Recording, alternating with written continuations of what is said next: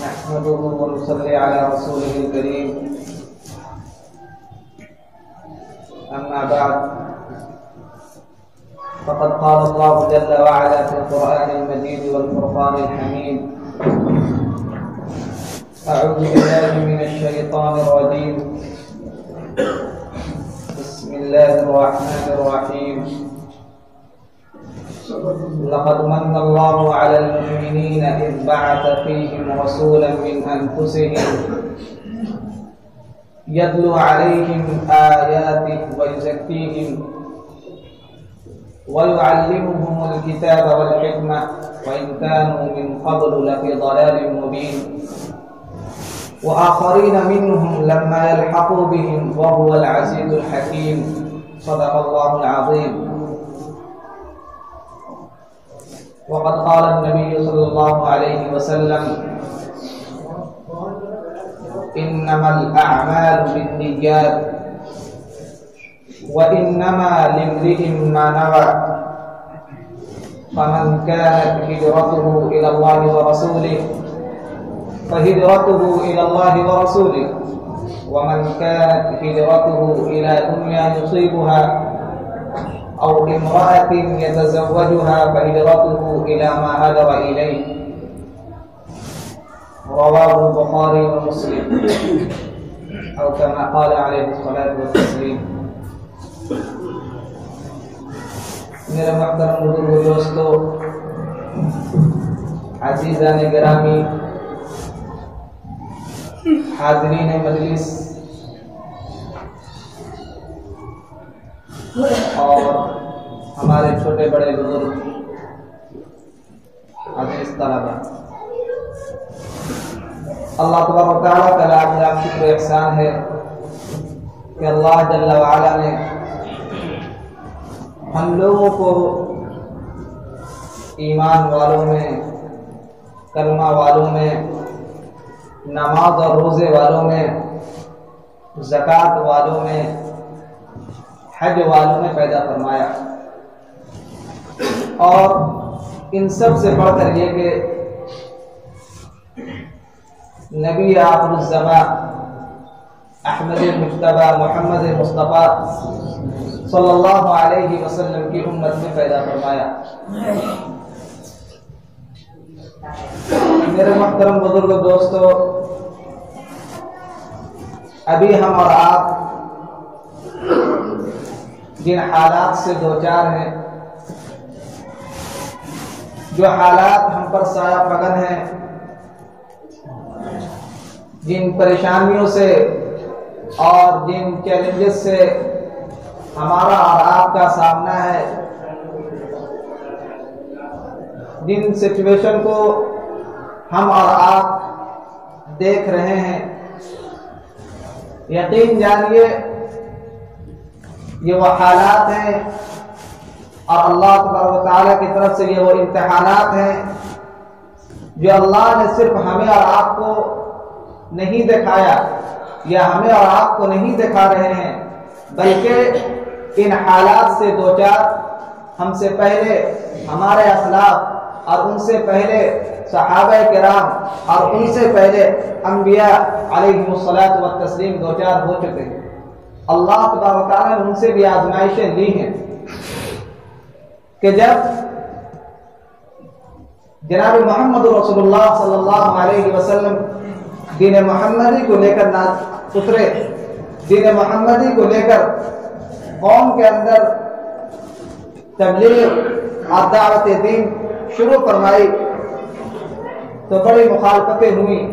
ایسا لگا کہ یہ دین چلنے والا نہیں، دین محمدی مٹا دیا جائے گا، تبلیغ محمدی بند کر دی جائے گی۔ بڑے بڑے دشمنان آپ علیہ السلام کے پیچھے لگے، لیکن جس موسیٰ نے فرعون کو تباہ کیا، جس موسیٰ کا رب فرعون کو تباہ کر سکتا ہے، وہ موسیٰ کا رب آج بھی زندہ ہے، کہ آج بھی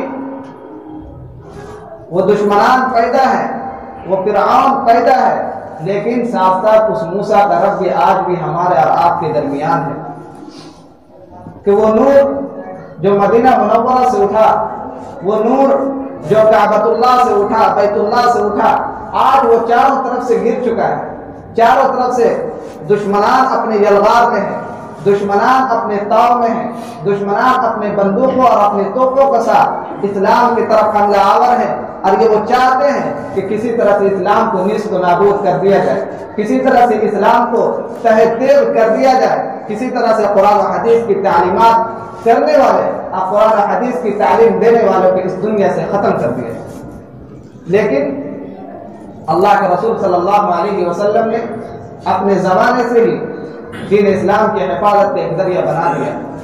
دین تعلیم کی حفاظت کا ایک ذریعہ بنا دیا، قرآن و حدیث کی حفاظت کا ایک ذریعہ بنا دیا کہ رہتی دنیا تک اللہ کی اگر اس اللہ کے رسول صلی اللہ علیہ وسلم کے اس بنائے ہوئے طریقوں کو فالو کیا گیا، اللہ کے رسول صلی اللہ علیہ وسلم کے اس بنائے ہوئے طریقے کو اگر ہم نے مان لیا تو یہ دین قیامت تک باقی رہے گا، یہ دین قیامت تک لوگوں کے درمیان رہے گا، یہ معمول بہا رہے گا، لوگ اس کے فالوور بڑھتے ہی رہیں گے، کم نہیں ہوں گے۔ کہ آپ علیہ السلام نے سب سے پہلے اس کی حفاظت کے لیے صفہ کا قیام عمل میں لایا، جو صفہ ایک مختصر سا چبوترا تھا، لیکن وہ در حقیقت چبوترا نہیں، وہ در حقیقت کوئی چھوٹا سا مکان نہیں، در حقیقت وہ چھوٹی سی کوئی مجلس گاہ نہیں تھی، کوئی مجلس نہیں تھی، کوئی جلسہ گاہ نہیں تھا، لیکن اللہ کے رسول صلی اللہ علیہ وسلم نے اسے ایک جامعہ بنایا، ایک یونیورسٹی بنایا، ایک معہد بنایا کہ اگر اسے کہا جائے تو وہ معہد بھی ہو سکتا ہے، مدرسہ بھی ہو سکتا ہے، مکتب بھی ہو سکتا ہے، خانقاہ بھی ہو سکتا ہے، اور اس سے بڑھ کر یہ کہ فوجوں کو تیار کرنے والی وہ جگہ بن سکتی ہے۔ وہاں سے مجاہدین تیار ہوتے، وہاں سے فائٹر نکلتے، وہاں سے ریسلر کریٹ کیے جاتے کہ جناب محمد رسول اللہ صلی اللہ علیہ وسلم نے ایسے ایسے مجاہدین تیار کیے اور ایسے ایسے صحابہ تیار کیے جو سارے عالم میں پھیل کر اور گلوبل انہوں نے دین کو پہنچایا، دین کی تبلیغ کی، دین کی دعوت دی اور لوگوں کو اسلام کی طرف بلایا، دین محمدی کی طرف بلایا۔ زید بن حجر رضی اللہ تعالی عنہ بہت بڑے صحابی ہیں۔ آپ علیہ السلام کی وفات کے بعد بہت ساری جنگیں ہوئی۔ ایک جنگ میں حضرت زید بن حجر امیر قافلہ تھے، امیر جنگ تھے، جنگ کرتے ہوئے بحرین تک پہنچے۔ چونکہ آپ علیہ السلام نے ان کو ایسا پیدا کیا تھا، ایسا سنوارا تھا، ایسا بنایا تھا، حجۃ الوداع میں کہا تھا بلغوا عنی ولو آیۃ، کہ میرے ایک آیت کو بھی اگر تمہیں علم ہے تو اسے دوسرے تک پہنچاؤ۔ انہوں نے اپنی زندگی کا مقصد ہی بنا لیا تھا تبلیغ دین، دعوت دین، دین کی حفاظت، قرآن کی حفاظت، حدیث کی حفاظت۔ چنانچہ جنگیں ہوئی، بڑی بڑی جنگیں ہوئی، بڑے بڑے فتوحات ہوئے۔ حضرت زید بن حجر رضی اللہ تعالیٰ عنہ ایک جنگ میں تھے، بحرین تک پہنچے، کئی فتوحات ہوتے ہوئے، کئی ملکوں کو فتح کرتے ہوئے، کئی گاؤں کو فتح کرتے ہوئے، اب کئی شہروں کو فتح کرتے ہوئے بحرین تک پہنچے۔ جہاں پہنچنے کے بعد چونکہ سامنے دریا، سامنے سمندر تھا، آگے ان سے جانا مشکل تھا، نہ کوئی کشتی تھی، نہ کوئی سواری تھی، اور نہ کوئی ذرائع تھے، نہ آلات تھے کہ جس کے ذریعے وہ بحرین پار کر کے آگے کے مخلوقات کو اور آگے رہنے والے باشندوں کو دین دعوت دین اور تبلیغ دین کر سکتے۔ تو حضرت زید بن حجر رضی اللہ تعالیٰ اپنے صحابہ، اپنے ساتھیوں کے ساتھ، صحابی رسول کے ساتھ تشریف فرما ہوئے۔ حضرت ابو ہریرہ اس کے راوی ہیں، وہ فرماتے، حضرت ابو ہریرہ آپ علیہ السلام کے بہت بڑے صحابی ہیں، تقریباً 5000 حدیثیں ان سے منقول ہیں۔ جنگ حنین میں غالباً انہوں نے ایمان لایا، اسلام لایا، صرف 2 سے 3 سال یا مشکل سے 4 سال آپ کی صحبت میں رہے، لیکن علم حاصل کرتے رہے۔ تو یہ بھی ساتھ تھے حضرت زید بن حجر رضی اللہ تعالیٰ عنہ۔ تو حضرت زید بن حجر رضی اللہ تعالیٰ عنہ جب بحرین کے پاس پہنچے اور انہیں دریا عبور کرنا تھا، لیکن کوئی ذریعہ نہیں، کوئی وسائل نہیں، کوئی آلات نہیں، تو وہ گھوڑے سے نیچے اترے۔ حضرت ابو ہریرہ فرماتا ہے وہ گھوڑے سے نیچے اترے، 2 رکعت نماز پڑھی، اللہ کی طرف لو لگایا۔ کیوں؟ اس لیے کہ انہیں معلوم تھا کہ اللہ کے رسول نے سمجھایا ہے، اللہ کے رسول نے بتایا ہے کہ ہر مصیبت کی گھڑی میں اللہ کی طرف لو لگانا۔ اللہ تعالیٰ خود قرآن میں فرماتے ہیں ادعونی استجب لکم، تم مجھ سے مانگو میں تمہاری دعاؤں کو قبول کروں گا۔ حضرت زید بن حجر رضی اللہ تعالیٰ عنہ 2 رکعت نماز پڑھ کے اللہ کی طرف متوجہ ہوئے۔ اور فرمایا اے اللہ جتنا میرے بس میں تھا میں نے کیا، اب آگے دریا عبور کرنا یہ میرے بس میں نہیں، الا یہ کہ صرف یہ کہ ہم اپنے گھوڑے کو دریا میں ڈال دیں۔ اب میں اپنے گھوڑے کو دریا میں ڈالتا ہوں، اب ہم سارے قافلہ دریا میں اپنے گھوڑے کو ڈال دیں گے اور اس گھوڑے کو پار لگانا، اس قافلے کو پار لگانا یہ اللہ آپ کا کام ہے۔ اے اللہ میرے اس قافلے کو پار لگا دے، کیوں؟ اس وجہ سے کہ دین محمدی کو ہمیں اگلے مخلوق تک پہنچانا ہے، اگلے انسان تک پہنچانا ہے۔ اگر وہاں تک تبلیغ دین نہ ہوا، اگر وہاں تک دعوت محمدی نہ پہنچی تو کل قیامت کے دن میری پوچھ ہو سکتی ہے کہ تم نے اللہ کے رسول صلی اللہ علیہ وسلم کے بتائے ہوئے دین کو کہاں تک پہنچایا، یہ کیسے باقی رہ گئے، یہ کیسے بچ گئے، ان تک دعوت دین کیوں نہ پہنچی۔ حضرت زید بن حجر رضی اللہ تعالیٰ دعا فرمائے، اس کے بعد قافلہ سے حکم دیا، قافلہ کو حکم دیا کیسا ہے، اپنے گھوڑے کو دریا میں ڈال دو۔ چنانچہ سارا قافلہ امیر کے اطاعت میں، امیر کی فرما برداری میں، امیر کے حکم کو مانتے ہوئے اپنے قافلے کو دریا میں ڈال دیا اور بغیر کسی پریشانی کے کہ گھوڑے کا تسمہ تک نہ بھیگا اور وہ دریا عبور کر گئے۔ اللہ نے ایسی مدد فرمائی، کیوں؟ اس وجہ سے کہ جب اس نے اپنے آپ کو اللہ کے پاس لگا دیا، اللہ خود فرماتے ہیں ان تنصروا اللہ ینصرکم ویثبت اقدامکم، کہ اگر تم اللہ کی مدد کرو گے اللہ تمہاری مدد کرے گا، ویثبت اقدامکم، تمہارے قدموں کو جما دے گا۔ حالات بہت پر ختم ہوں گے، حالات بالکل ایسے ہوں گے کہ دل منہ کو آ رہے ہوں گے، کلیجے منہ پہ آ رہے ہوں گے، لیکن اللہ فرماتے ہیں کہ اس وقت بھی تم اگر مجھے ایک مرتبہ یاد کرو گے، ثبت اقدامکم، تمہارے قدموں کو جما دے گا، تمہیں دریا پار لگا دے گا، تمہارے حالات کو درست فرما دے گا۔ جب انگریزوں کا یہاں تسلط تھا کہ یہاں مکمل طور سے حکومت مسلمانوں کی تھی، مغلیہ سلطنت، اورنگزیب اور بڑے بڑے بادشاہ گزرے، سارے عالم میں اسلام، بلکہ سارے ملک میں، پورے انڈیا میں اسلامی حکومت تھی، قرآن و حدیث کا نفاذ تھا، قرآن و حدیث کی تعلیمات عام تھی، ہر ایک قرآن و حدیث پر عمل کر رہا تھا۔ لیکن جب انگریزوں کا تسلط ہوا، انگریزوں کا غلبہ ہوا تو قرآن کی تعلیم دھیرے دھیرے بند ہونے لگی، مدارس کا نظام دھیرے دھیرے بند ہونے لگا، مکاتب کا نظام دھیرے دھیرے ختم کیا جانے لگا، اور وہ علماء جنہوں نے دین کے عالم کو بلند کر رکھا تھا انہیں ختم کیا جانے لگا۔ چنانچہ 1757 میں فلسطین میں سراج الدولہ کی شہادت ہوئی، سراج الدولہ کی شکست ہوئی، اور اس کے بعد 31 مئی 1799 میں ٹیپو سلطان شہید ہوئے۔ تو جنرل راحت نے اس وقت کہا تھا کہ انڈیا ہمارا ہے، ہندوستان ہمارا ہے، اب تو ہندوستان پر ہماری حکومت ہوگی، اب تو یہاں سے قرآن ختم، یہاں سے حدیث ختم، یہاں سے تعلیمات نبویہ ختم۔ وہ کتاب جو 1400 سال پہلے اتاری گئی، it is the book that was given to the messenger of Allah, Prophet Muhammad sallallahu alaihi wasallam، اسے لیے بیٹھے ہیں، اسے پڑھتے ہیں، اسے پڑھاتے ہیں۔ آج دنیا آسمانوں پر کمندے ڈال رہی ہے، چاندوں پر کمندے ڈال رہی ہے، آج نئے نئے تحقیقات ہو رہے ہیں، لوگ ہواؤں میں ہو رہے ہیں۔ یہ 400 سال پہلے کی باتیں کر، اس نے کہا ہم قرآن ختم کریں گے، ہم حدیث ختم کریں گے، ہم فقہ و فتاوی کے رواج کو عام نہیں بلکہ ختم کر کے نیست و نابود کر کے رکھ دیں گے۔ سراج الدولہ وہ جنرل راوت نے کہا کہ انڈیا ہمارا ہے، لیکن جنگ ہوتے رہے، اور دا لاسٹ وار ایٹ 1847 کہ آخری جو جنگ تھی وہ 1857 کو ہوئی، جو شاملی کی جنگ ہے، وہاں الزام شہید رحمۃ اللہ علیہ اور بڑے بڑے علماء وہاں مارے گئے، لیکن وہ آخری جنگ بھی ہار گئے۔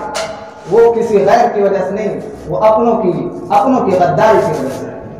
وہ اپنوں کی غداری کی وجہ سے، جس میں مرزا الہی بخش، نجف خان اور ایک اور رجب علی خان، یہ 3 وہ لوگ تھے جنہوں نے انگریزوں سے ہاتھ ملا لیا، جنہوں نے دلی کے دروازے کھول دیے، اور یہ 1857 کی ایک اہم جنگ جو لاسٹ وار تھی، یہ اہم جنگ بھی ہار گئی، اور پھر انگریزوں کا مکمل تسلط انڈیا پر ہو گیا۔ سارے مدارس بند کیے جانے لگے، سارے خانقاہیں بند کیے جانے لگی، سارے علماء کو سولی پر چڑھایا جانے لگا، لوگ بالکل حیرت زدہ تھے، لوگ افسردہ خاطر تھے کہ اب کیا ہوگا دین اسلام کا، اب کیا ہوگا علم کا، اب کیا ہوگا قرآن کا، اب کیا ہوگا حدیث کا، اب کون ہوگا جو اللہ اللہ کر رہا ہوگا، اب کون ہوگا جو قال اللہ اور قال رسول کی تعلیم دے رہا ہوگا۔ ایسے حالات میں جبکہ عیسائیت بھی اپنی مشن لے کے چل رہے، جبکہ یہودیت بھی اپنے مشن لے کے کھڑے تھے، جبکہ اسی وقت قادیانیت کی مشن شروع ہوئی تھی اور قادیانیت کی تبلیغ عام ہوتی چلی جا رہی تھی، اور اسے سب سے زیادہ تقویت پہنچانے والے یہ انگریز ہی تھے۔ انہوں نے قادیانیت کو پیدا کیا تھا تاکہ ہماری یہ جو جنگ آزادی ہے یہ کمزور پڑ جائے، یہ مات پڑ جائے۔ چنانچہ ایسے عالم میں پھر اللہ تبارک و تعالیٰ نے چند نفوس قدسیہ کو تیار کیا، چند ایسے علماء اجلہ کو تیار کیا، چند ایسے علماء ابرار کو تیار کیا جنہوں نے انگریزوں کے خلاف جہاد تو کیا ہی ساتھ ساتھ، لیکن اس کے لیے ایک ایسی منظم تحریکیں چلائی، ایسی منظم اور بالکل انتظام و انسلام کے ساتھ ایسا تحریک چلایا فرمایا کہ سب سے پہلے اس کے لیے اللہ نے ایسے نفوس قدسیہ تیار کیے جنہوں نے سب سے پہلے دیوبند میں ایک ایسا عمل کیا اور ایسا ادارہ قائم کیا جس ادارے نے صرف اور صرف ہندوستان میں دین اسلام کی حفاظت نہیں کی بلکہ آل گلوبل آل ورلڈ اس کی حفاظت ہوئی، پوری دنیا میں اس کی شمع روشن کی گئی، پوری دنیا میں اس کے نور دیکھے گئے اور پوری دنیا میں اس کے نور پھیلے۔ اسی لیے حضرت شیخ الہند رحمۃ اللہ علیہ the biggest freedom fighter جب وہ مالٹا جیل سے تشریف لائے، جب انہیں چھڑایا گیا، جب وہ تشریف لائے تو انہوں نے کہا کہ میں 3 سال مالٹا جیل میں گزارا ہوں، he has spent 3 years، 3 سال وہ مالٹا جیل میں گزارے۔ انہوں نے فرمایا کہ 3 سال جب میں مالٹا جیل میں گزارا تو میں نے صرف 2 سبق سیکھے۔ حضرت شیخ الہند رحمۃ اللہ علیہ فرما رہے ہیں کہ میں نے صرف 2 سبق سیکھے وہ 3 سال میں۔ لوگ پوچھے کہ حضرت آپ شیخ الہند ہیں، آپ قرآن و حدیث کی تعلیم تعلیم کر چکے ہیں، آپ شیخ الحدیث رہ چکے ہیں، آپ فرما رہے ہیں کہ 3 سال میں آپ صرف 2 سبق سیکھے، وہ کیا سبق ہے؟ انہوں نے فرمایا کہ مسلمانوں کے زوال کے صرف 2 سبق ہیں، مسلمانوں کے زوال کے صرف 2 سبق، there is no reason except 2 things، کہ صرف اور صرف زوال کے صرف کتنے سبق؟ 2 سبق۔ فرمایا کیا کیا؟ فرمایا قرآن کو چھوڑنا اور امت کا آپس میں اختلاف و انتشار۔ تو سب سے پہلے انہوں نے کہا کہ قرآن کی تعلیم کے جو بھی ذریعہ ہو سکتے ہیں اس کے ذریعے میں ہم قرآن کی تعلیم کو عام کریں گے، چاہے مکاتب کا قیام ہو، چاہے مدارس کا قیام ہو، چاہے کسی بھی طرح کی صورت ہو، سب سے زیادہ ضرورت آج اس بات کی ہے کہ ہم قرآن کی تعلیم کو عام کریں۔ اگر قرآن کی حفاظت کا بندوبست ہو جائے، اگر قرآن کی حفاظت کا کوئی عمدہ ذریعہ بن جائے تو یہ سب سے اہم ذریعہ ہوگا دین اسلام کی حفاظت کا۔ اسی لیے حضرت شیخ الہند نے تحریک چلائی اور انہوں نے کہا کہ زیادہ سے زیادہ مدارس قائم کرو، زیادہ سے زیادہ مکاتب قائم کرو۔ اگر یہ مدارس بند ہو گئے، اگر یہ مکاتب بند ہو گئے تو پھر اسلام اس انڈیا سے اٹھ جائے گا جبکہ تم آزاد ہو جاؤ گے، انڈیا سے اسلام ختم ہو جائے گا۔ اسی لیے شاعر مشرق علامہ اقبال نے کہا تھا کہ ان مدرسوں اور مکتبوں کو چھوڑ دو، انہیں ٹچ نہ کرو، ان چھوٹے چھوٹے بچوں کو قرآن پڑھنے دو، کہ اگر ان مدرسوں کو بند کرنے لگو گے، ان مکتبوں کو بند کرنے لگو گے، ان دینی اداروں کو بند کرنے لگو گے تو اس کا بھی حال وہ ہو جائے گا جو اسپین کا ہو چکا ہے، جسے میں نے اپنی آنکھوں سے دیکھا ہے کہ اسپین میں 800 سال تک اسلامی حکومت قائم رہی، 800 سال تک وہاں قرآن و حدیث کا نظام قائم تھا، لیکن ایسا پھر تباہ و برباد ہوا، ایسا تباہ و برباد ہوا کہ جو مسجد قرطبہ جہاں امام قرطبی تفسیر دیا کرتے تھے، بڑے بڑے علماء وہاں پہنچا کرتے تھے، پوری دنیا سے وہاں علماء پہنچا کرتے تھے اور تفسیر قرطبی سنا کرتے تھے۔ فرمایا کہ وہ قرطبہ کی مسجد بھی آج چرچ میں بدل چکی ہے کہ صرف محراب کا حصہ باقی ہے، اسے گھیر دیا گیا ہے اور بقیہ بیچ میں چرچ ہے، اور انہوں نے اپنا بت بنا کہ اگر تم ان مدرسوں اور مکتبوں کو چھیڑو گے، یہاں پڑھنے والے بچوں کو اگر تم نکال کر کے اسکول اور کالجز کی طرف لے جاؤ گے تو پھر یاد رکھو تمہارا اسلام خطرے میں پڑے گا، تمہارا دین خطرے میں پڑ جائے گا، قرآن و حدیث کی تعلیم نہ کرنے والا ملے گا نہ پڑھانے والا ملے گا۔ اللہ ہم سبوں کو سمجھنے کی توفیق نصیب فرمائے۔